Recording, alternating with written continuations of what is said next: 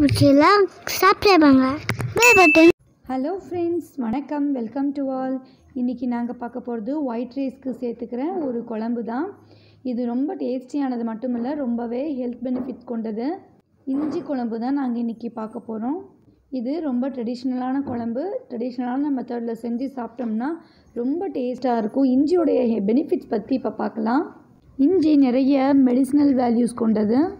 கெட்ட பாக்டீரியா வைரஸ்களை எல்லாம் கொன்னுட்டு நமக்கு ஹெல்த்தை இம்ப்ரூவ் பண்ணி கொடுக்கக்கூடியது. கேஸ் ட்ரபிள் இருந்தால் அந்த வயிற்று உப்புசமாக இருக்கும் இல்லையா, அந்த டைமில் நாம் இஞ்சியை யூஸ் பண்ணுறப்ப இமீடியட்டாக ரிலீஃப் கிடைக்கும். சுகர் ப்ராப்ளம் இருக்கிறவங்க ஒரு டேபிள் ஸ்பூன் இஞ்சி சாறும் ஒரு டேபிள் ஸ்பூன் வெங்காயச்சாறும் கலந்து குடித்தாங்கன்னா நல்ல ரிசல்ட் கிடைக்கும். அது மட்டும் இல்லாமல் வெயிட் ரிடக்ட் பண்ணணும்னு நினைக்கிறவங்க இஞ்சியை சுடுதண்ணியில் போட்டு காய்ச்சி 40 நாள் வரைக்கும் குடிச்சிட்டு வந்தாங்கன்னா நல்ல ரிசல்ட் கிடைக்கும். வாங்க இது குழம்பு எப்படி செய்கிறதுன்னு பார்க்கலாம். ரொம்ப ஈஸியாக வீட்டில் இருக்கக்கூடிய பேசிக்கான இன்க்ரீடியன்ட்ஸ் தான் பாருங்கள். கொத்தமல்லி 2 டேபிள் ஸ்பூன், சீரகம் 1/2 டேபிள் ஸ்பூன், 2 வரமிளகா, ஒரு 1/4 ஸ்பூன் அளவுக்கு மிளகு, 1/4 ஸ்பூன் அளவுக்கு சீரகம். இது மட்டும்தான் நாங்கள் ரெகுலராக இது யூஸ் பண்ணுற ஐட்டம்ஸ் தான். இப்போ இதெல்லாம் வறுத்து ஒரு மசாலா பேஸ்ட் தயார் பண்ணிக்கலாம். கூட கொஞ்சம் பெருங்காயமும் நம்ம சேர்த்துக்குவோம். 2 டேபிள் ஸ்பூன் அளவு தேங்காய் தேவைப்படும். ஒரு கடாயில் கொஞ்சமாக எண்ணெய் சேர்த்துக்கலாம். எண்ணெய் காஞ்சதும் நாங்கள் எடுத்து வச்சுருக்கிற மல்லி, சீரகம், மிளகு, வரமிளகாயை போட்டு வறுத்துக்கலாம். இது கரிஞ்சிடக்கூடாது, நல்லா கோல்டன் ப்ரௌன் வரணும். கொஞ்சமாக பெருங்காயம் சேர்த்துக்கலாம். பெருங்காயத்தையும் சேர்த்து நல்லா வதக்கிக்கலாம். கட்டி பெருங்காயம் இருந்தால் இன்னும் நல்லாயிருக்கும். என்கிட்ட தூள் பெருங்காயம் மட்டும்தான் இருக்குது, நான் சேர்த்துக்கிறேன். நீங்கள் கட்டி பெருங்காயம் வச்சுருந்தீங்கன்னா ஒரு 2 மிளகு சைஸ்க்கு சேர்த்தா போதும். எல்லாத்தையும் சேர்த்து கோல்டன் ப்ரௌன் ஆகட்டும், அது வரைக்கும் வதக்கிக்கலாம். நடுவில் ஒரு 2 இலை கருவேப்பிலை சேர்த்துருக்கேன் பாருங்கள். கொத்தமல்லி கரிஞ்சி போயிடுச்சுன்னா குழம்புடைய வாசனையும் டேஸ்ட்டும் மாறிடும். அதனால் அடுப்பை சிம்மில் வச்சு ரொம்ப கேர்ஃபுல்லாக வறுத்துக்கணும்.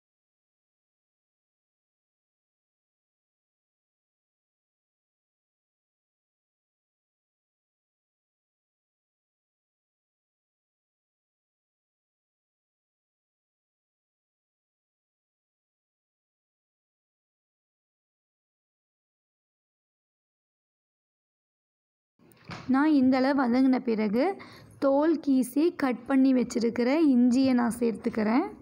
இஞ்சி வாசனை சுத்தமாக கொஞ்சம் கூட வரக்கூடாதுன்னு நினைக்கிறவங்க எண்ணெய் சேர்த்த உடனே ஃபஸ்ட்டு இஞ்சியை சேர்த்து நல்லா வதக்கின பிறகு கொத்தமல்லி, சீரகம், மிளகு, வரமிளகாய் சேர்த்து வதக்கினோம்னா அந்த வாசனையே வராது. இது மைல்டான இஞ்சி ஃப்ளேவரோடு தான் இருக்கும். எனக்கு இது பிடிக்குன்றதுனால நான் இந்த மெத்தட் செய்கிறேன். இஞ்சி வதங்கின பிறகு 2 டேபிள் ஸ்பூன் தேங்காய் சேர்த்துருக்கேன்.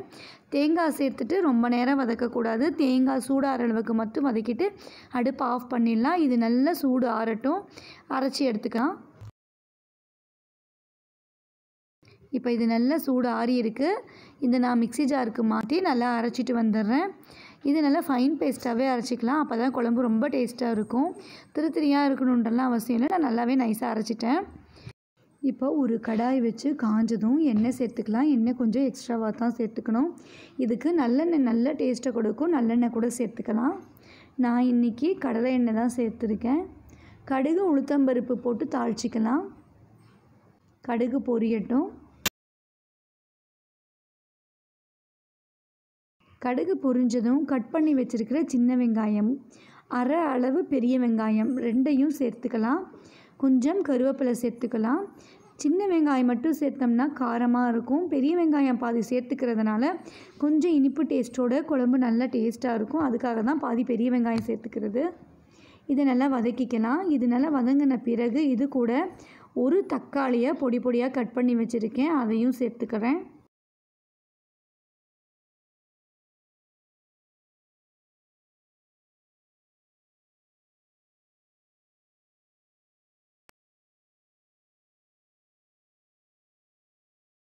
இந்தளவு நல்லா தக்காளி, வெங்காயம்லாம் மேஷ் ஆன பிறகு நாம் அரைச்சி வச்சுருக்கிற மசாலா பேஸ்ட்டை இதுக்குள்ளே சேர்த்துக்கலாம்.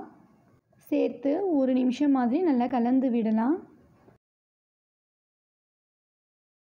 அடுப்பு மீடியம் ஃப்ளேமில் இருக்கணும், இல்லைன்னா அடி பிடிச்சிடும்.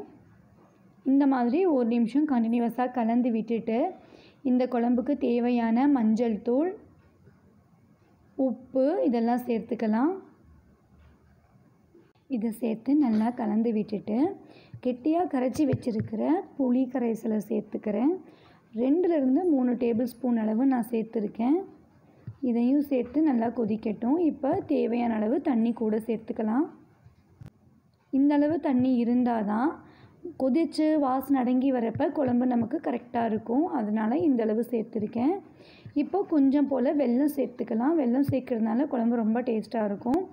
இதை மூடி வச்சுருவோம். நல்லா கொதிக்கட்டும். கொதித்து வரப்போ தான் வாசனை அடங்கி நல்லாயிருக்கும். இந்த மாதிரி கொதிக்கணும்.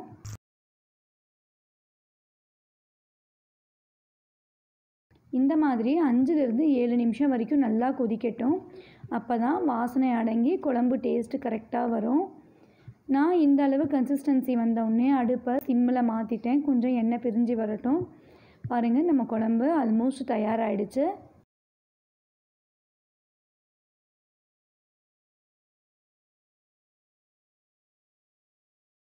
அவ்வளோதான், நம்மளுடைய குழம்பு சூப்பராக தயாராகிடுச்சு. இதுக்கு கொத்தமல்லி தழை தூவணுன்றதெல்லாம் இல்லை, இப்படியே எடுத்து வச்சுக்கலாம். குழம்பு ரொம்ப டேஸ்ட்டாக இருக்கும். ரொம்ப உடம்புக்கு நல்லதுன்றதுனால ஃப்ரீக்வெண்ட்டாக இதை ஃபுட்டில் சேர்த்துக்கலாம். ஒரு மாதத்தில் 2 தடவை இல்லைனா 3 தடவை கண்டிப்பாக இதை ஃபுட்டில் சேர்த்துக்கணும். குழந்தைங்களுக்கும் இது கொடுத்து பழக்கிடணும். ரொம்ப நல்லாயிருக்கும். இஞ்சி சேர்த்துருக்கிற அந்த டேஸ்ட்டே தெரியாது. ஒயிட் ரைஸில் சேர்த்து கொஞ்சம் நல்லெண்ணெய் சேர்த்து பிணைஞ்சு சாப்பிட்றப்ப ரொம்ப சூப்பராக இருக்கும். நாம் சொன்னால் தான் இது இஞ்சி குழம்புன்னு தெரியும், இல்லைன்னா இது இஞ்சி ஃப்ளேவர் வெளியே அவ்வளவா தெரியாது. இந்த யம்மியான ரெசிபியை நீங்கள் ஒரு தடவை வீட்டில் ட்ரை பண்ணி பாருங்கள். உங்களுக்கு பிடிச்சிருந்ததுன்னா ஃப்ரெண்ட்ஸ் கூட ஷேர் பண்ணிக்கோங்க.